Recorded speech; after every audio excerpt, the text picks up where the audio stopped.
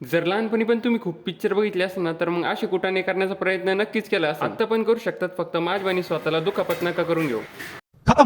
Bye bye, tata, good bye, गया. तर मंडळी, आज आहे आपला घर कलरिंगचा दुसरा दिवस. काल जोश मध्ये कलरिंग तर केली, पण भिंतीवरती कलर मारताना फरचीवरती पण रंगाचे डाग सांडले आणि आज ते आम्हाला साफ करावं लागणार होते. आणि आता तो कलर वाळण्यामुळे लवकर कपड्यांनी निघत पण नव्हता. त्या फरचीवरच्या कलरला काढण्यासाठी लागणार होते स्टीलचे पत्रे, ते घेण्यासाठी आलो दुकानातून पत्रे घेतले आणि आलो रिटर्न घरी आणि लागलो फरची घासायला. फरची घासायचं काम तर चालूच होतं, पण त्या पत्र्याला एवढी धार होती की त्याच्या चक्करमध्ये माझा हात कापायला लागला. आता माझ्या हाताची अजून काही दुर्दशा होऊ नये, त्यासाठी मला काहीतरी जुगाड करावा. त्याच्यासाठी घेतलं फडकं आणि मारली घडी, जेणे की माझा हात कापायचा चान्सेस तरी कमी होईल. त्याच्यात पण हे डाग एवढे हट्टी की निघायचं नाव नव्हती घेत.